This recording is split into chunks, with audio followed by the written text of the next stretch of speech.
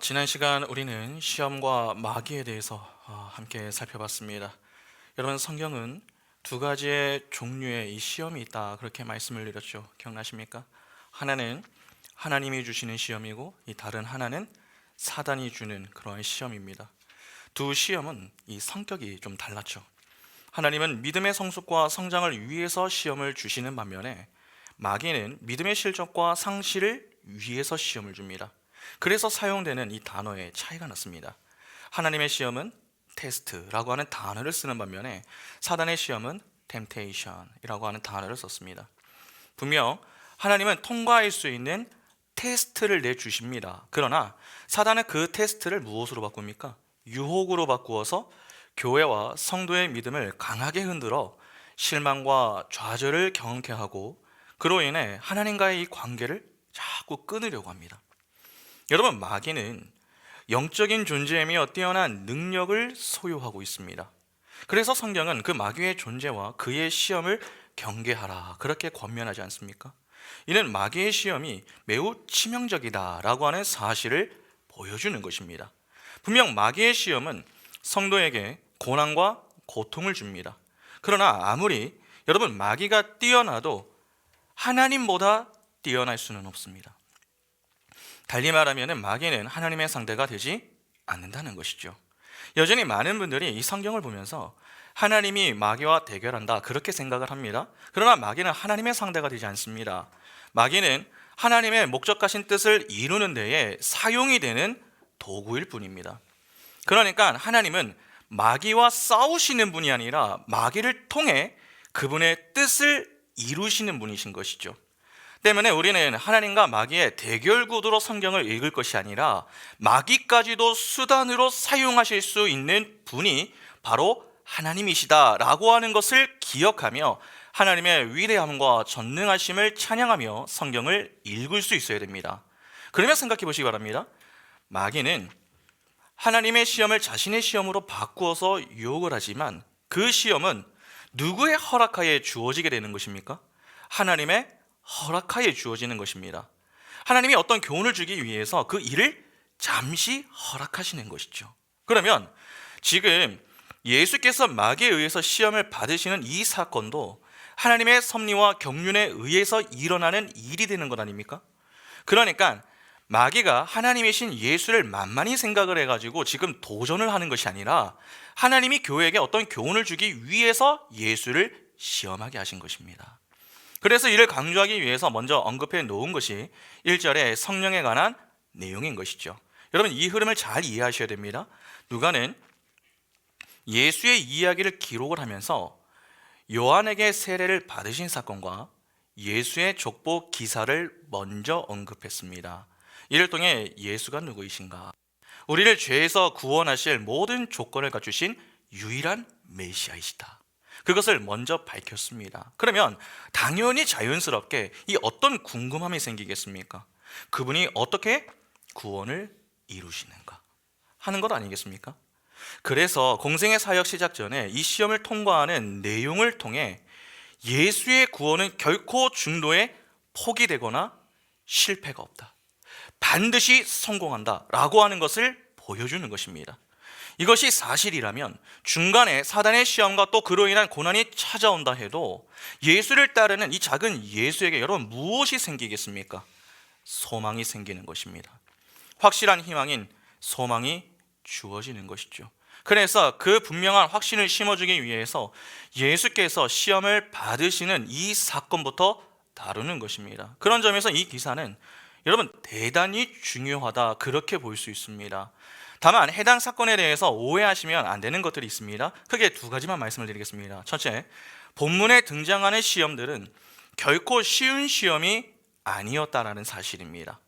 사단은 목표가 분명하고 매우 끈질깁니다. 그냥 보면은 예수께서 시험을 통과하신 것은 이 할만한 시험이었기 때문에 넉넉히 통과하신 것이 아닌가, 예수님이니까 통과하신 것 아닌가, 그렇게 예수를 좀 우리와 다르게 보는 것입니다. 그러나 그렇지 않습니다. 여러분 생각해 보시기 바랍니다. 분명 예수는 하나님이십니다. 그리고 그분은 하나님의 유일한 아들이십니다. 그분은 신성을 소유하고 계시죠. 그러나 동시에 무엇도 가지고 계십니까? 인성도 가지고 있습니다. 인간이 가지고 있는 연약함과 한계성을 다 가지고 계십니다. 그러니까 사단의 시험은 이 예수께도 쉽지 않은 시험입니다. 육신의 연약함이 가져다주는 유혹과 그로 인한 갈등 그리고 고난은 예수를 힘겹게 하기 충분한 것들입니다. 다시 말해서 예수에게 사단의 시험은 결코 가볍지가 않았다는 것이죠. 그런가 하면 둘째, 이 시험은 예수께만 주어지는 그러한 내용이 아니라는 것입니다. 예수는 마귀의 모든 시험을 통과하셨습니다. 이는 첫 아담의 실패를 둘째 아담이신 예수께서 어떻게 회복하시는가 하는 것을 보여주는 역할도 하지만 동시에 예수의 승리를 통해서 작은 예수로 살아갈 자들 역시 결국 승리할 것임을 암시하는 역할도 합니다. 중간에 마귀의 시험과 그로 인한 고난은 주어질 수 있어도 결국은 승리한다는 것이죠. 그런 점에서 지금 이 이야기는 광야의 인생길을 살아가고 있는 우리의 이야기가 되는 것입니다. 따라서 우리는 이 사건에 보다 깊은 관심을 가지고 볼 필요가 있는 것이죠. 의외로 많은 분들이 본 사건을 볼 때마다 마귀에게 집중하는 경향이 있습니다. 그러나 우리가 집중해야 하는 대상은 마귀가 아닙니다. 마귀까지 동원하여 뜻을 이루어 내시는 하나님께 집중을 해야 됩니다. 하나님은 해당 기사를 통해서 사단의 존재와 위험성을 경고해 주시지만 동시에 그런 사단조차 하나님의 뜻을 이루는 도구로 사용하는 위대한 분이심을 가르쳐 주기도 하는 것입니다. 하나님은 그분의 아들 예수를 통해 사단의 시험을 멋지게 통과하는 모습을 보여주셨습니다. 그러면 우리가 관심을 가지고서 고민을 해야 할 문제는 무엇일까요? 예수가 왜 마귀에 의해서 시험을 받았는가 하는 것이 아니라 예수께서 그 시험을 어떻게 통과하셨는가 하는 것이 되어야 됩니다. 결국 우리 역시 사단의 시험을 받는 것 아닙니까? 그러나 마지막 자리는 승리의 자리죠. 그러면 우리에게 보장된 그 승리의 자리로 향하기까지 그러면 이 우리에게 필요한 것이 무엇이냐는 것입니다.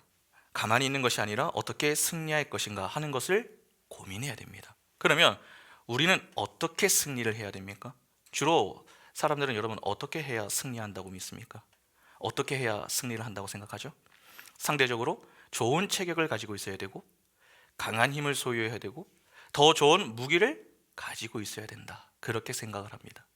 그러니까 이 상대보다 좀 나은 환경과 조건을 갖추고 있으면 아무래도 좀 승리하기가 쉽다. 그렇게 여기는 것이죠. 상대적 우위에 서는 것이 승리하는 데 유리하다고 보는 것입니다. 다윗과 골리앗을 한번 생각해 보시죠. 당시 이스라엘과 블레셋이 전투를 했는데 그 전투의 승패를 어떻게 결정하기로 합니까? 1대1로 싸워가지고 전쟁의 승패를 짓자고 합니다. 블레셋 편에서 나온 자는 골리앗이었습니다. 성경은 골리앗에 대해서 이렇게 소개를 하죠. 사무엘상 17장 4절부터 보시면은 블레셋 사람들의 진영에서 싸움을 도두는 자가 왔는데 그의 이름은 골리앗이요 가드 사람이라 그의 키는 6규빗 한 뼘이요 머리에는 노투구를 썼고 몸에는 비늘 갑옷을 입었으니 그 갑옷의 무게가 놋 5,000세겔이며 그의 다리에는 놋 각반을 쳤고 어깨 사이에는 놋 단창을 메었으니 그 창 자루는 배틀채 같고 창 날은 철 600세겔이며 방패된 자가 앞서 행하더라. 그가 서서 이스라엘 군대를 향하여 외쳐 이르되 너희가 어찌하여 나와서 전열을 벌였느냐? 나는 블레셋 사람이 아니며 너희는 사울의 신복이 아니냐? 너희는 하인 사람을 택하여 내게로 내려보내라. 그가 나와 싸워서 나를 죽이면 우리가 너희의 종이 되겠고 만일 내가 이겨 그를 죽이면 너희가 우리의 종이 되어 우리를 섬길 것이니라. 그 블레셋 사람이 또 이르되 내가 오늘 이스라엘의 군대를 모욕하였으니 사람을 보내어 나와 더불어 싸우게 하라 한지라. 사울과 온 이스라엘이 블레셋 사람의 이 말을 듣고 놀라 크게 두려워하니라. 여러분 해당 내용을 보면 지금 골리앗은 어떻습니까? 이 보통의 사람들과는 좀 차이가 많이 납니다. 체격도 크고 입은 갑옷도 다르고 사용하는 어떤 무기의 크기나 이 무게도 상당하죠. 혹시 그 최용만이라고 하는 사람을 아십니까? 최용만? 그 씨름과 킥복싱 그리고 종합 격투기를 했었던 사람입니다. 그 사람의 신장이 2m 10cm가 넘습니다. 그래서 조금 건장한 어른도 그 사람 앞에 서면은 어린 아이와 같이 보입니다.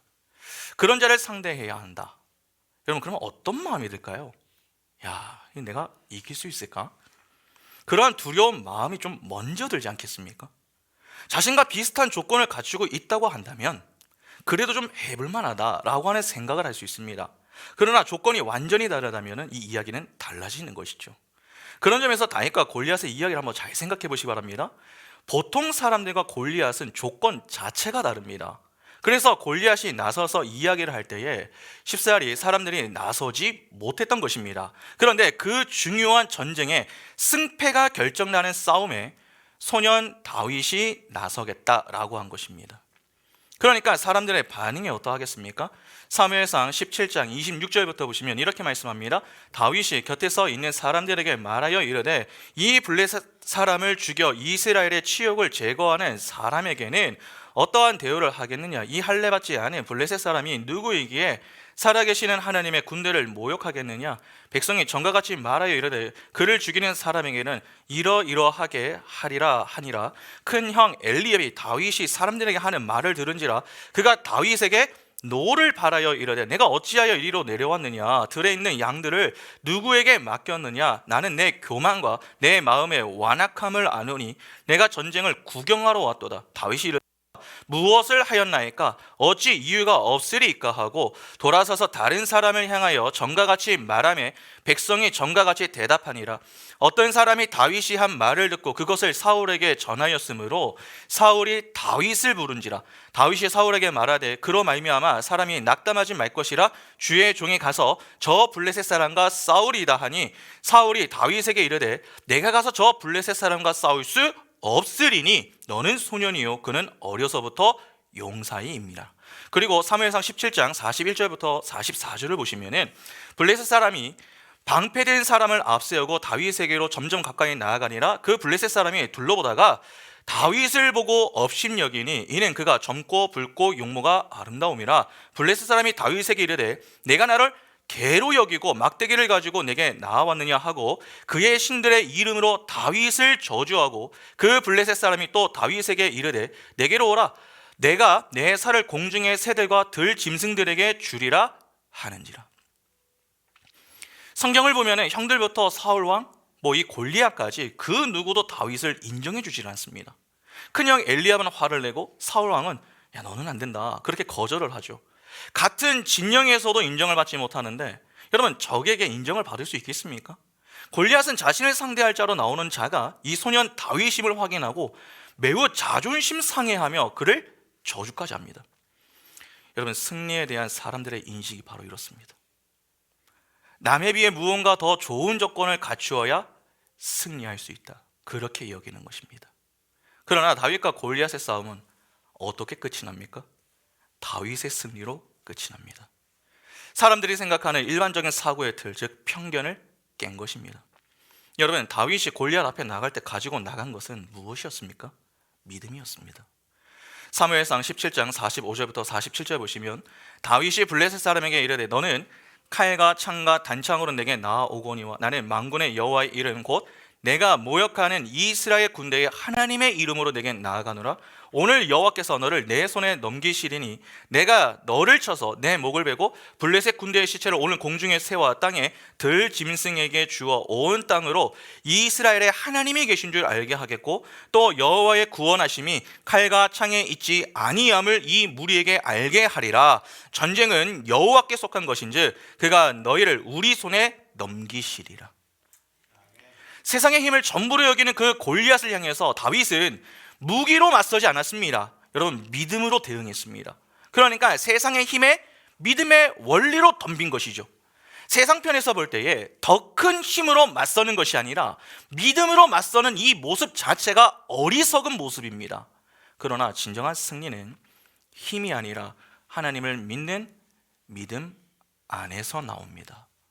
이를 다윗과 골리앗의 사건을 통해서 보여주시는 것이죠.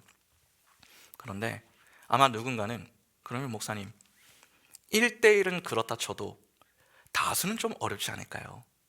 다수가 세상의 힘을 가지고 덤비면은 그것은 이길 방도가 없는 것 아닙니까? 그렇게 반문하실 수도 있습니다. 그러나 정말 수가 많으면 승리할 수 있습니까? 그렇지도 않습니다. 열왕기상 18장을 보면은 갈멜산 전투가 나오죠. 엘리야가 바알과 아세라 선지자 850명과 대결을 하는 아주 유명한 사건입니다. 여러분 혹시 300이라고 하는 영화를 좀 보셨습니까? 스파르타 300명의 전사가 수많은 페르시아 군대를 맞서서 얼마나 맹렬하게 싸웁니까?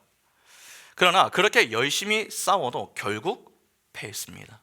아무리 용감해도 소수가 다수를 이기기란 어려운 것이죠. 그러면 여러분 850대 1은 어떻습니까? 조금의 고민도 할 필요가 없는 문제입니다. 당연히 850명의 바알과 아세라 선지자 쪽이 승리하는 것은 너무나도 당연해 보입니다. 그러나 그 대결은 엘리야가 승리합니다. 열왕기상 18장 25절부터 29절을 보시면은 엘리야가 바알의 선지자들에게 이르되 너희는 많으니 먼저 송아지 한 마리를 택하여 잡고 너희 신의 이름을 부르라. 그러나 불을 붙이지 말라. 그들이 받은 송아지를 가져다가 잡고 아침부터 낮까지 바알의 이름을 불러 이르되 바알이여 우리에게 응답하소서 하나 아무 소리도 없고 아무 응답하는 자도 없으므로 그들이 그 쌓은 제단 주위에서 뛰놀더라. 정오에 이르러는 엘리야가 그들을 조롱하여 이르되 큰 소리로 부르라. 그는 신인즉 묵상하고 있는지 혹은 그가 잠깐 나가는지 혹은 그가 길을 행하는지 혹은 그가 잠이 들어서 깨워야 할 것인지 하매 이에 그들이 큰 소리로 부르고 그들의 규례를 따라 피가 흐르기까지 칼과 창으로 그들의 몸을 상하게 하더라. 이같이 하여 정오가 지났고 그들이 미친 듯이 떠들어 저녁 소재 들을 때까지 이르렀으나 아무 소리도 없고 응답하는 자나 돌아보는 자가 아무도 없더라. 아무리 다수가 그들이 믿는 신을 불러도 응답을 하질 않았습니다. 신의 반응을 일으키기 위한 모든 수고를 했어도 모두 헛수고로 끝난 것입니다. 이에 엘리야가 그런 그들을 조롱까지 하죠. 이에 그 조롱에 자극을 받아가지고 이 850명의 선지자들이 자해까지 했지만 여전히 응답은 없었습니다. 그러자 이후에 엘리야가 나섭니다. 열왕기상 18장 30절부터 보시면 엘리야가 모든 백성을 향하여 이르되 내게로 가까이 오라. 백성이 다 그에게 가까이 가매 그가 무너진 여호와의 제단을 수축하되 야곱의 아들들의 지파의 수요를 따라 엘리야가 돌 12개를 취하니 이 야곱은 옛적에 여호와의 말씀이 임하여 이르시기를 내 이름을 이스라엘이라 하리라 하신 자더라. 그가 여호와의 이름을 의지하여 그 돌로 제단을 쌓고 제단을 돌아가며 곡식 종자 두 새알을 둘 만한 도랑을 만들고 또 나무를 버리고 송아지에 각을 떠서 나무 위에 놓고 이르되 통 넷에 물을 채워다가 번제물과 나무 위에 부으라 하고 또 이르되 다시 그리하라 하여 다시 그리하니 또 이르되 세 번째로 그리하라 하여 세 번째도 그리하니 물이 제단으로 두루 흐르고 도랑에도 물이 가득 찼더라.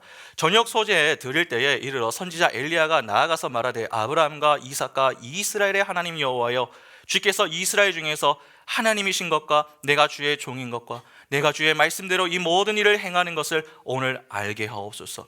여호와여 내게 응답하옵소서. 내게 응답하옵소서. 이 백성에게 주 여호와는 하나님이신 것과 주는 그들의 마음을 되돌이키심을 알게 하옵소서 하며 이에 여호와의 불이 내려서 번제물과 나무와 돌과 흙을 태우고 또 도랑에 물을 핥은지라.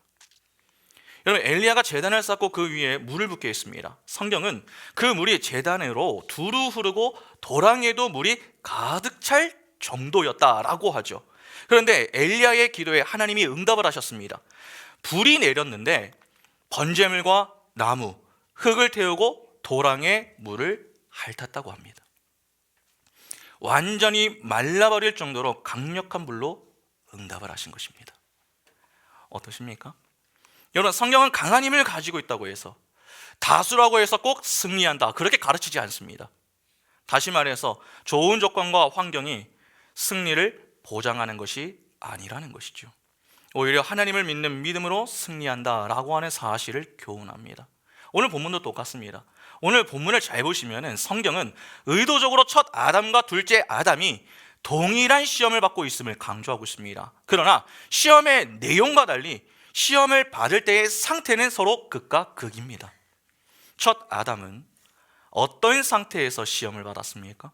그는 에덴 동산에서 경작을 하면서 지냈죠. 하나님은 선악과를 제외한 모든 것들을 다 허락하셨습니다. 선악과만 빼면 그 나머지는 그냥 자유롭게 먹고 즐길 수 있는 그러한 권한이 이 아담과 하와에게 주어졌던 것입니다.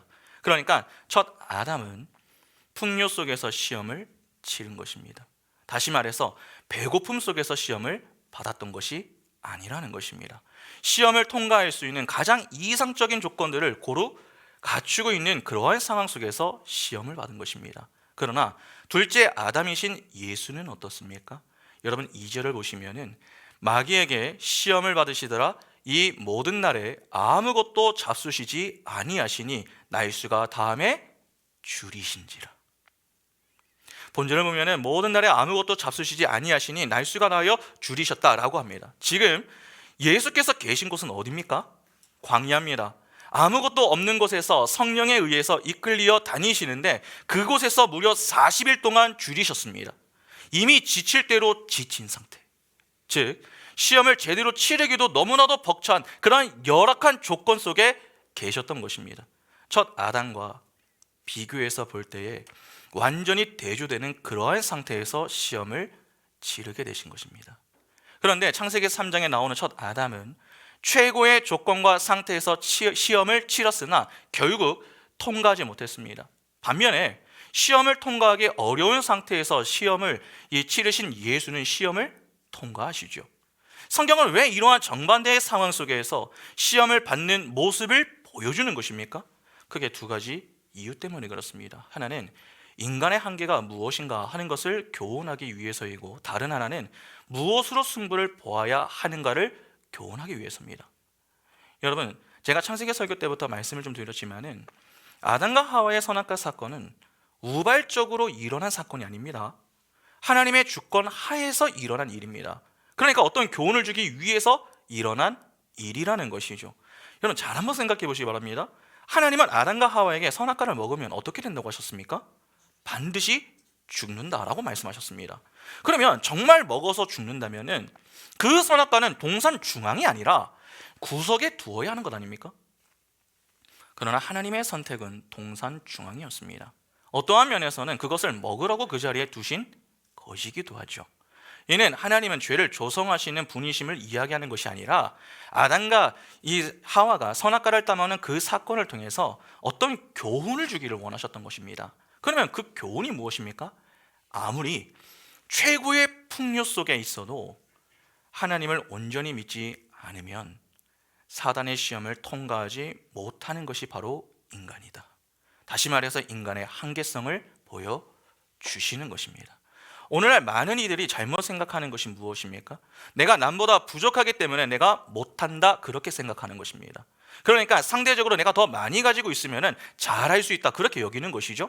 그러나 정말 내가 남들보다 더 많이 가지고 있으면 더 잘할 수 있습니까? 상대적 우위를 점하면 정말 만족할 수 있습니까? 그렇지 않습니다. 남들보다 더 많이 소유해도 내가 갖지 못한 것을 누군가가 가지고 있다면 그것까지도 소유하고 싶어하는 존재가 바로 인간입니다. 그러니까 인간의 탐욕에는 끝이 없는 것이죠. 환경이 좋다고 사람이 건강한 것이 아닙니다. 그 환경에 누구와 함께 있느냐가 중요한 것입니다. 최고의 환경이라도 그곳에 하나님이 아닌 사단과 함께 한다면 그 순간부터 그곳은 지옥으로 변하는 것입니다. 이를 달리 말하면 아무리 많은 재능과 지식과 좋은 체격을 소유했어도 하나님을 믿는 믿음을 상실하면 결코 사단의 시험을 통과할 수 없다는 것입니다. 그러면 이를 거꾸로 보면 어떻게 됩니까? 조금 좋지 못한 환경, 아니 열악한 환경에 놓여 있어도 하나님과 함께 한다면 그곳은 천국이 되는 것이며 더 나아가 사단의 시험을 넉넉히 통과할 수 있다는 말이 됩니다. 그러면 이러한 배경을 가지고 이제 첫 번째 시험부터 한번 보겠습니다. 먼저 본문을 보겠습니다. 누가복음 4장 1절부터 4절 보시면 예수께서 성령의 충만함을 입어 요단강에서 돌아오사 광야에서 40일 동안 성령에게 이끌리시며 마귀에게 시험을 받으시더라. 이 모든 날에 아무것도 잡수시지 아니하시니 날수가 다음에 줄이신지라. 마귀가 이르되 내가 만일 하나님의 아들이어든 이 돌들에게 명하여 떡이 되게 하라. 예수께서 대답하시되 기록된 바 사람이 떡으로만 살 것이 아니라 하였느니라. 사단이 첫 번째로 예수께 이 시험을 했던 것은 돌들로 떡덩이가 되게 하라 하는 것이었습니다. 소위 이 육신의 정욕에 해당하는 그러한 시험의 문제를 제출한 것이죠. 사단이 예수께 시험한 세 가지의 내용은 육신의 정욕, 안목의 정욕, 이생의 자랑이죠. 그 중에 사단은 첫 시험으로 육신의 정욕을 택했습니다. 여러분 왜 이 시험이 첫 번째 시험으로 나왔는 줄 아십니까? 지금 예수의 상황을 한번 보시기 바랍니다. 광야에서 40일 동안 아무것도 먹지 못하셨습니다. 그러니까 줄이신 것이죠. 사람이 먹지 못하면 어떻게 됩니까? 생명을 잃습니다. 죽음 직전에 놓인 사람에게 필요한 것은 다른 것이 아닙니다. 먹는 것입니다. 먹는 문제는 곧 생명과 관련이 되죠. 그러니까 사단은 이 육신의 정령 문제로 생명에 관한 시험을 내었던 것입니다. 사람은 먹어야 살 수 있습니다. 그러면 어떻게 해야 합니까? 사단은 예수에게 돌로 떡을 만들어서 먹으라고 했습니다. 예수는 충분히 그렇게 하실 수 있는 능력을 가지고 계시죠. 그분은 하나님입니다. 말씀으로 만물을 창조하실 수 있는 분이 이 돌로 떡을 만들지 못하시겠습니까? 예수는 실제 그럴 만한 능력을 갖고 계신 분이심을 이 공생의 사역 내내 보여주셨습니다. 병든 자들을 치유하셨습니다. 자연을 통제하셨습니다. 물 위를 걸으시거나 아니면 바람을 멈추게 하지 않으셨습니까? 오병이어와 7병이어의 사건을 통해서 적은 음식으로 수많은 이들의 배고픔을 해결해 주셨습니다. 이는 모두 초자연적인 일들입니다. 그러니까 돌들을 떡으로 만드는 일은 예수께 어려운 일이 아니었습니다. 매우 쉽고 간단한 일이었습니다. 그러나 예수는 그럴 능력이 있으시지만 그렇게 하지 않으셨습니다. 그리고 뭐라고 말씀하십니까? 3절과 4절을 다시 한번 보겠습니다. 마귀가 이르되 내가 만일 하나님의 아들이어든 이 돌들에게 명하여 떡이 되게 하라. 예수께서 대답하시되 기록된 바 사람이 떡으로만 살 것이 아니라 하였느니라. 사람이 떡으로만 살 것이 아니다, 그렇게 말씀을 하시죠.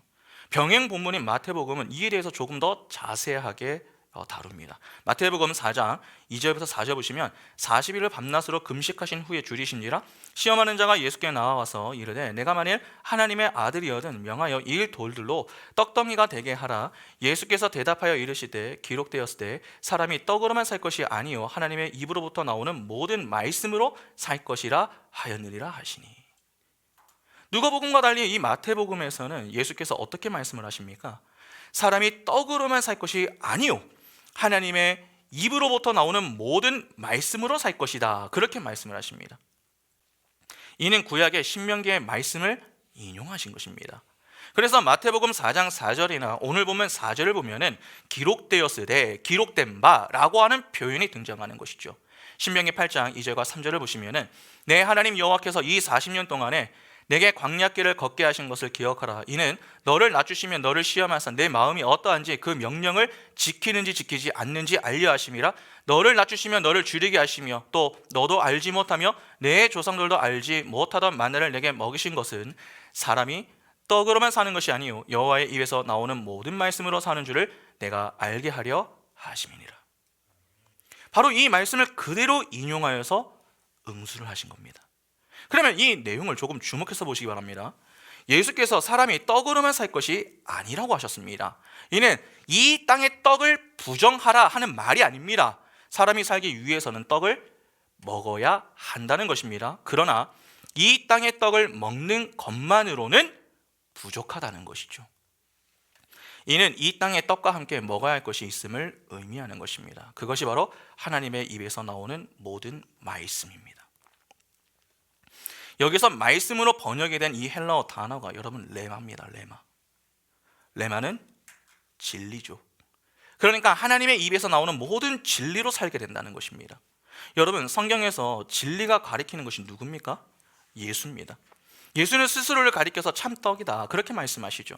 요한복음 6장 33절부터 35절을 보시면 하나님의 떡은 하늘에서 내려 세상에 생명을 주는 것이니라. 그들이 이르되 주여 이 떡을 항상 우리에게 주소서. 예수께서 이르시되 나는 생명의 떡이니 내게 오는 자는 결코 줄이지 아니할 터이요 나를 믿는 자는 영원히 목마르지 아니하리라. 여러분 예수는 생명의 떡입니다. 생명을 가지고 계시는 참 떡입니다. 그런데 진리이며 참 떡이신 그분은 말씀이죠. 요한복음 1장 1절부터 5절에 태초에 말씀이 계시니라. 이 말씀이 하나님과 함께 계셨으니 이 말씀은 곧 하나님이시니라. 그가 태초에 하나님과 함께 계셨고 만물이 그로 말미암아 지은 바 되었으니 지은 것이 하나도 그가 없이는 된 것이 없느니라. 그 안에 생명이 있었으니 이 생명은 사람들의 빛이라. 빛이 어둠에 비치되 어둠이 깨닫지 못하더라. 자, 여기 보면은 태초에 말씀이 있는데 그 말씀이 하나님과 함께 계셨다고 합니다. 하나님과 함께 계셨던 분이 누굽니까? 예수 그리스도입니다. 그런데 그 말씀은 곧 하나님이다 라고 하죠. 4절에 예수 안에 생명이 있다고 했습니다. 그분이 스스로 나는 생명의 떡이라고 말씀하신 것과 정확하게 일치하는 내용입니다. 그 말씀으로 이 땅에 오신 분이 여러분 예수 그리스도이십니다. 요한복음 1장 14절에 말씀이 육신이 되어 우리 가운데 거하심에 우리가 그의 영광을 보니 아버지의 독생자의 영광이요 은혜와 진리가 충만하더라. 말씀이 육신이 되어 우리 가운데 거하신다고 합니다. 성육신을 의미하는 것이죠. 그러면 한번 보시기 바랍니다. 예수는 말씀이십니다. 레마를 담고 있는 로고스이신 분이 예수입니다. 그분을 로고스로만 보면은 그분이 가지고 계시는 생명을 못 봅니다. 그냥 병든 사람들을 고쳐주고 자연을 통제할 줄 알고 오병이어와 같은 신비한 일들을 행하는 이 그러한 분으로만 인식을 하여 자신들의 꿈을 이루어 줄 수 있는 진이 정도로만 생각을 하게 됩니다. 그러나 그분을 레마로 보면 어떻게 되겠습니까? 그분이 가지고 계시는 생명을 소유하고 누리게 됩니다. 그것이 요한복음의 언어로 표현을 하면은 예수를 영접하는 것입니다. 요한복음 1장 12절과 13절에 영접하는 자 곧 그 이름을 믿는 자들에게는 하나님의 자녀가 되는 권세를 주셨으니 이는 혈통으로나 육적으로나 사람의 뜻으로 나지 아니하고 오직 하나님께로부터 난 자들이라. 요한복음 3장 16절과 17절에 하나님이 세상을 이처럼 사랑하사 독생자를 주셨으니 이는 그를 믿는 자마다 멸망하지 않고 영생을 얻게 하려 하심이라. 하나님이 그 아들을 세상에 보내신 것은 세상을 심판하려 하심이 아니요 그로 말미암아 세상이 구원을 받게 하려 하심이라. 요한복음 3장 36절에 아들을 믿는 자에게는 영생이 있고 아들에게 순종하지 아니하는 자는 영생을 보지 못하고 도리어 하나님의 진노가 그 위에 머물러 있느니라. 요한복음 20장 31절에 오직 이것을 기록함은 너희로 예수께서 하나님의 아들 그리스도이심을 믿게 하려 함이요 또 너희로 믿고 그 이름을 힘입어 생명을 얻게 하려 함이니라. 예수를 믿어 영접하는 자에게 주어지는 것, 그것이 바로 생명입니다. 이를 조금 달리 표현하면은 말씀이신 예수를 믿으면 산다라고 하는 말이 되는 것 아닙니까?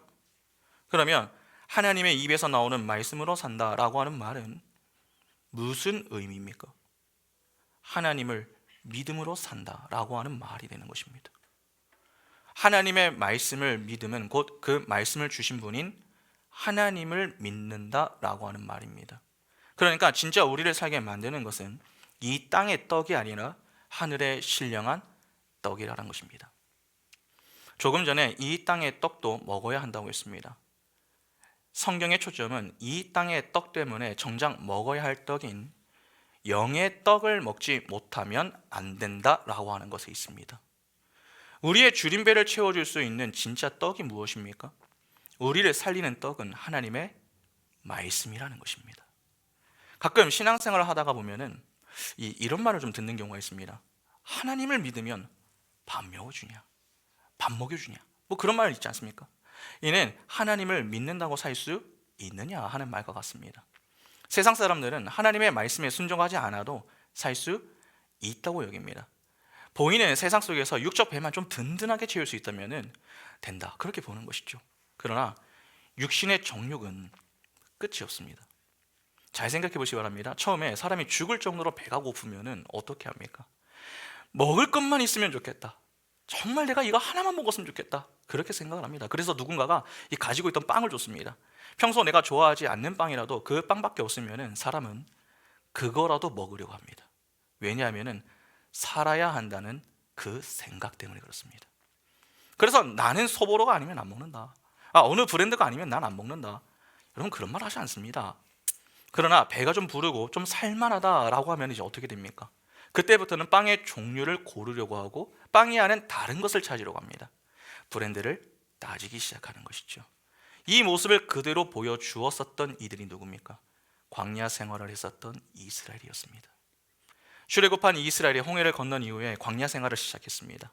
그때 그들에게 찾아온 첫 번째 문제가 무엇이었습니까? 바로 이 육신의 정욕 문제였습니다. 마실 물과 먹을 양식과 관련된 문제였죠. 물과 음식은 생명과 직결이 됩니다. 그 문제 앞에서 사람들은 홍해바다를 건넌 기쁨을 뒤로하고 원망을 하기 시작했습니다. 자신들이 지금 죽게 생겼다는 것이죠. 이에 하나님이 그들에게 마실 물과 먹을 양식을 주셨습니다.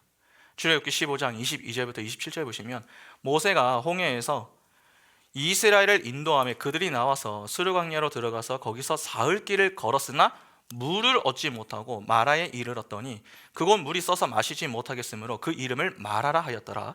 백성이 모세에게 원망하여 이르되 우리가 무엇을 마실까 하며 모세가 여호와께 부르짖었더니 여호와께서 그에게 한 나무를 가리키시니 그가 물에 던지니 물이 달게 되었더라. 거기서 여호와께서 그들을 위하여 법도와 율례를 정하시고 그들을 시험하실세 이르시되 너희가 너희 하나님 나 여호와의 말을 들어 순종하고 내가 보기에 의를 행하며 내 계명에 귀를 기울이며 내 모든 규례를 지키면 내가 애굽 사람에게 내린 모든 질병 중 하나도 너희에게 내리지 아니하리니 나는 너희를 치료하는 여호와임이라. 그들이 엘림에 이르니 거기에 물샘 12과 종려나무 70그루가 있는지라. 거기서 그들이 그 물 곁에 장막을 치니라. 출애굽기 16장 1절부터 4절에 이스라엘 자손이 온 회중에 엘림에서 떠나 엘림과 시내산 사이에 있는 신광야에 이르니 애굽에서 나온 후 둘째 달 15일이라. 이스라엘 자손 온 회중이 그 광야에서 모세와 아론을 원망하여 이스라엘 자손이 그들에게 이르되 우리가 애굽 땅에서 고기 가마 곁에 앉아 있던 때와 떡을 배불리 먹던 때에 여호와의 손에 죽었더라면 좋았을 것을 너희가 이 광야로 우리를 인도해 내어 이 온 회중이 줄여 죽게 하는도다. 그때 여호와께서 모세에게 이르시되 보라 내가 너희를 위하여 하늘에서 양식을 비같이 내리리니 백성이 나가서 일용할 것을 날마다 거둘 것이라. 이같이 하여 그들이 내 율법을 준행하나 아니하나 내가 시험하리라. 자, 그리고 12절도 보겠습니다. 출애굽기 16장 12절에 내가 이스라엘 자손의 원망함을 들어노라. 그들에게 말하여 이르기를 너희가 해질 때에는 고기를 먹고 아침에는 떡으로 배 부르리니 내가 여호와 너희의 하나님인 줄 알리라 하라 하시니라. 이스라엘이 죽을 위기에 놓여서 불평을 하니까 하나님은 그들의 문제를 직접 해결해 주셨습니다. 마실 물이 여러분 어떻게 주어졌습니까? 마라에 쓴 물에 한 나무를 던졌더니 그 물이 달게 되었습니다. 이 어디서 좀 본 그림 아닙니까? 마리아가 마라죠. 그 마라에 쓴 물에 한 나무가 던져졌습니다. 그랬더니 쓴 물이 단물로 변했습니다. 예수의 십자가 곁에 누구만 있었는지 기억하십니까? 마리아들만 있었습니다. 죄로 슬퍼하던 여인들, 즉 마리아들이 예수의 십자가 사건을 통해서 단물을 마셔 기쁨의 여인이 되는 것과 정확하게 일치하는 그림입니다. 그러니까 이스라엘은 이 목마름의 문제를 어떻게 해결한 것입니까? 달리 말해서 이스라엘이 산 것은 누구 때문입니까? 하나님 때문입니다. 만나와 메추라기 사건도 똑같습니다. 하나님이 만나와 메추라기를 주시면서 그들에게 하신 말씀을 보면은 하나님께서 무슨 말씀을 강조하십니까? 내가 이스라엘의 하나님인 줄 너희는 알아라 하는 것입니다. 무슨 말입니까? 하나님을 믿기만 하면은 죽지 않는다는 것이죠. 그러니까 이스라엘이 죽지 않고 살 수 있는 길은 그들과 함께 하시며 선하게 인도하시는 그 하나님을 믿는 것밖에 없다는 것입니다. 이것이 하나님의 입에서 나오는 말씀대로 산다는 말 아닙니까? 그런데 처음에 마실물과 만나와 메추라기로 만족하던 그들이 시간이 지남에 따라 어떻게 변했습니까? 지속적으로 감사를 했던 것이 아니라 점차 애굽에서 먹었던 양념고기를 그리워하고 다른 것을 달라고 불평하고 원망을 했습니다. 이에 하나님께서 메추라기 떼를 보내어 주셔도 더는 감사하는 것이 아니라 탐욕을 부려서 하나님의 심판을 받지 않습니까? 민수기 11장 33절부터 35절 보시면 고기가 아직 이 사이에 있어 씹히기 전에 여호와께서 백성에게 대하여 진노하사 심히 큰 재앙으로 치셨으므로 그곳 이름을 기브롯 핫다와라 불렀으니 욕심을 낸 백성을 거기 장사함이었더라. 백성이 기브롯 핫다와에서 행진하여 하세롯에 이르러 거기 거하니라. 여러분, 하나님이 왜 지금 이 이스라엘을 심판을 하시는 겁니까? 탐욕 때문입니다.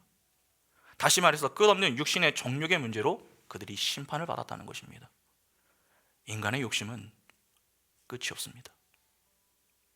그러니까 우리는 자꾸 상대적으로 조금만 더 가지면, 조금만 더 높아지면 괜찮아질 것이라는 그러한 망상에서 빨리 벗어나야 됩니다.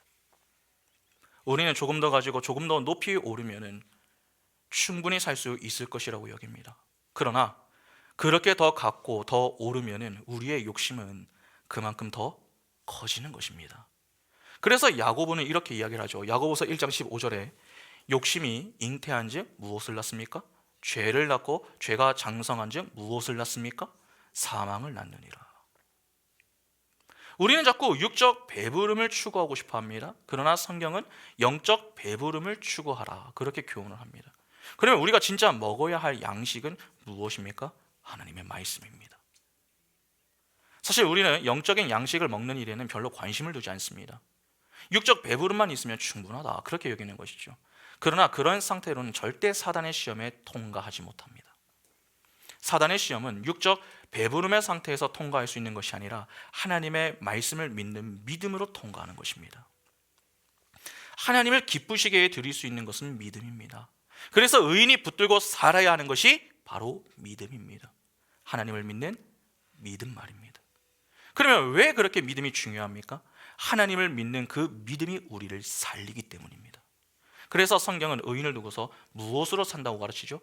믿음으로 산다고 가르칩니다. 그러면 궁금함이 듭니다. 영적인 말씀을 먹기 위해서는 어떻게 해야 합니까? 영적인 배고픔을 느낄 수 있어야 됩니다. 사람이 밥을 언제 먹습니까? 배고픔을 느낄 때죠. 하나님이 왜 우리를 가만히 내버려 두지 않으신 줄 아십니까? 왜 이 승승장구하게 그냥 가만히 내버려 두지 않으신 줄 아십니까? 배가 너무 부르면은 하나님을 찾지 않음을 너무나도 잘 아시기 때문입니다.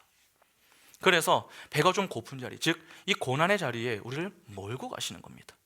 그 고난을 당하면서 우리는 영적인 결핍과 이 배고픔을 경험하고 그 가운데 하나님이 주시는 그 말씀의 양식을 추구하게 되는 것입니다. 세상은 그런 자들을 미련하고 복이 없다 그렇게 이야기를 합니다. 그러나 성경은 그런 자들을 두고서 복이 있다고 합니다. 마태복음 5장 6절에 의에 줄이고 목마른 자는 복이 있나니 그들이 배부를 것이며, 여기 보면 의에 줄이고 목마른 자는 배부를 것이다 그렇게 말씀하죠. 여러분, 의가 무엇입니까? 성경에서 이야기하는 의, 하나님과의 바른 관계 속에서 그 관계가 요구하는 것을 성실하게 수행하는 상태를 가리킵니다. 그러면 의에 줄이고 목이 마른 자들의 상태는 어떤 상태입니까? 하나님과의 바른 관계를 유지하고 발전시키기 위해서 힘쓰는 상태입니다. 마라의 쓴물에 나무를 던져 단물을 마실 수 있게 하시는 하나님, 만나와 메추라기를 주시며 우리의 하나님이 되시기 위해서 최선을 다하시는 그 하나님을 나의 하나님으로 믿으며 살기를 힘쓰는 자, 그 하나님의 말씀에 순종하는 일에 사활을 거는 자가 바로 의에 줄이고 목이 마른 자들입니다. 그런 자들이 얻게 되는 것이 바로 배부름입니다. 하나님이 가지고 계신 것이 무엇이죠? 생명입니다. 그러면 하나님이 주시는 것으로 배부름을 경험하는 자는 결국 생명을 소유하고 있다라고 하는 말이 되는 것 아닙니까? 그것이 바로 의인은 믿음으로 말미암아 살리라 하는 말의 의미이며 동시에 하나님의 입에서 나오는 모든 말씀으로 산다고 하는 내용이 담고 있는 뜻입니다. 그런데 오늘 이 내용을 보면서 우리가 좀 놓치지 말아야 할 것이 있습니다. 사단이 예수에게 돌들로 떡이 되게 하라 그렇게 이야기를 했습니다. 돌이 떡이 되는 것은 이적이죠. 그러면 만일 예수께서 이 이적을 일으키셨다면 그 이적은 누가 누구를 위해서 행한 것이 됩니까? 예수가 자기 자신을 위해서 행하는 것이 됩니다. 그러니까 지금 마귀는 예수에게 생명의 문제를 가지고서 접근해 와가지고 너를 위해서 이적을 사용해라 그렇게 유혹을 한 것입니다. 예수를 위하는 것처럼 포장을 하여서 이 하나님의 뜻을 무너뜨리는 그러한 방법을 사용한 것이죠. 가장 취약한 점을 파고들어서 넘어지게 만드는 것입니다. 예수는 마음만 먹으면 돌들을 떡으로 만들어서 배부름을 취할 수 있었습니다. 그러나 그렇게 하지 않으셨죠. 그러면 왜 예수는 그 자리에서 이적을 행하지 않으신 것입니까? 이후에 수많은 이적들을 행하실 때와 좀 어떤 차이가 있는 것입니까? 여러분, 예수께서 공생의 시절에 많은 이적을 행하신 이유가 무엇 때문입니까? 그 이적들을 통해서 복음을 교훈하기 위해서 행하신 겁니다. 다시 말해서 그 이적을 통해 하나님이 어떤 분이신지, 또 하나님이 우리를 위해서 행하시는 일이 무엇인가 하는 것을 가르치기 위해서 이적을 일으키신 것입니다. 그분의 능력을 자랑하거나 과시하기 위해서 일으킨 것이 아닙니다. 지금 예수는 사단의 시험을 받고 계시는 중입니다. 사단 앞에서 이적을 보일 이유가 있습니까? 없습니다. 하나님을 대적하는 대상 앞에서 이적이 무슨 의미가 있습니까? 더욱이 예수는 하나님의 뜻에 순종하는 자로 오셨습니다. 때문에 하나님의 뜻과 무관한 그러한 이적을 일으키실 이유가 하나도 없는 것입니다. 그래서 이적을 일으키지 않으시고 차분하게 응수하셨던 것이죠. 그런데 그분이 그렇게 응수하시면서 사용하셨던 것이 무엇입니까? 말씀입니다. 여기서 우리가 매우 중요한 사실을 배울 수 있죠. 사단의 시험을 극복하는 일에 있어서 가장 중요한 것은 다른 것이 아니라 말씀이라는 사실입니다. 예수는 그분의 능력으로 사단의 시험을 통과한 것이 아닙니다. 구약의 말씀을 인용하여서 통과를 하셨습니다. 그러면 그 예수 안에서 거듭난 우리, 즉 작은 예수인 우리 역시 어떠해야 하는 것입니까? 사단은 성도와 교회를 가만히 내버려 두지 않지 않습니까? 육신의 정욕의 문제로 찾아와서 우리를 시험합니다. 이 땅의 것들을 취하여서 먹어라, 그것으로 배부름을 추구하라고 유혹합니다. 그때 어떻게 해야 합니까? 하나님의 말씀으로 응수를 할 수 있어야 됩니다. 첫 아담의 실패가 바로 여기에 있는 것이죠. 하나님의 말씀이 아닌 그는 그 스스로의 힘과 능력으로 문제를 해결해 보려고 했습니다. 그 교만이 뱀의 시험을 통과하지 못하게 만든 것입니다. 그래서 교만은 무엇의 선봉입니까? 패망의 선봉이다, 그렇게 교훈하는 것입니다. 여러분 기억하셔야 됩니다. 예수 믿는 성도의 인생에는 반드시 사단의 유혹과 시험이 찾아옵니다. 사단의 존재와 유혹과 시험을 가볍게 여기시면 안 됩니다. 마귀는 육신의 정욕, 안목의 정욕, 이생의 자랑의 문제로 찾아와서 우리를 자꾸 시험합니다.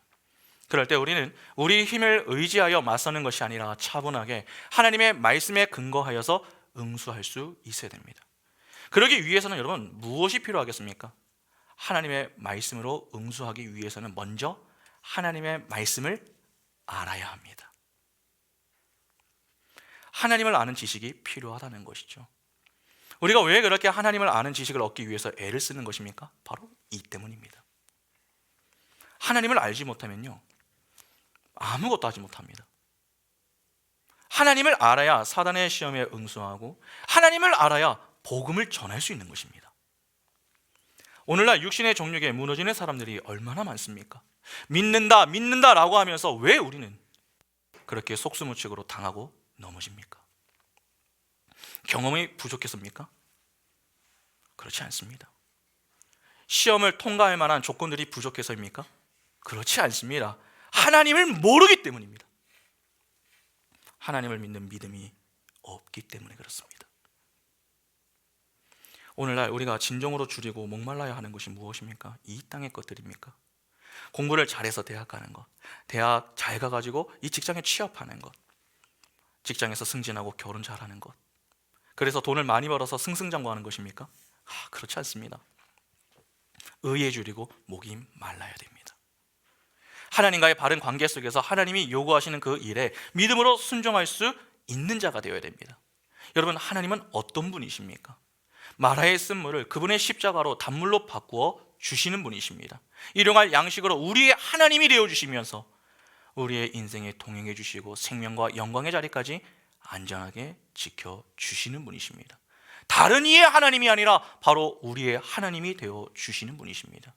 우리가 할 일은 다른 것이 아닙니다. 그분의 입에서 나오는 모든 말씀을 믿기만 하면 됩니다. 하나님이 보내신 자 예수 그리스도를 믿기만 하면 살 수 있습니다. 그런 자들에게 주어지는 것이 생명이고 배부름입니다.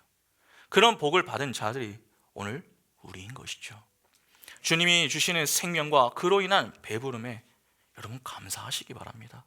그리고 날마다 의에 줄이고 목말라 하는 복된 자로 하나님의 말씀을 지속적으로 받아 먹으시기 바랍니다. 그 길만이 우리가 살 수 있는 유일한 길입니다. 그 길에서 이탈하지 않아야 살 수 있습니다. 이를 위해 하나님이 오늘 우리에게 말씀과 기도의 자리를 허락하신 것입니다. 어떠십니까? 여전히 이 자리에서 벗어나고 싶은 그러한 마음만 가득하십니까? 믿음의 눈을 여시고 오늘도 우리의 하나님이 되기 위하여서 부지런히 일하시는 그 하나님을 바라보시기 바랍니다. 그리고 믿음의 귀를 열어서 내 사랑하는 아들아, 내 사랑하는 딸아, 내 말을 들으라. 내가 너를 반드시 살려낼 것이다. 그렇게 우리의 구원과 그로 인한 만족, 참된 배부름을 주기 위하여서 지금도 일하고 계시는 그 주님의 음성의 귀를 기울이시기 바랍니다. 하나님께 집중하지 않으면 우리는 돌들로 떡을 만들라는 이 사단의 말이 자꾸 크게 들립니다. 크게 다가오는 것이죠. 그러나 하나님께 집중하면은 나를 살리기 위해서 최선을 다하고 일하고 계시는 그 하나님의 열심과 은혜가 더 크게 보입니다. 우리가 붙잡아야 할 것은 전제가 아닙니다. 후자입니다. 하나님의 말씀에 줄이시기 바랍니다. 의에 줄이고 의에 목마른 자가 진정한 배부름을 경험합니다. 우리는 반드시 그 배부름의 자리에 설 자들입니다. 그러니까 하나님만 바라보시고 그 하나님만 붙드시기 바랍니다.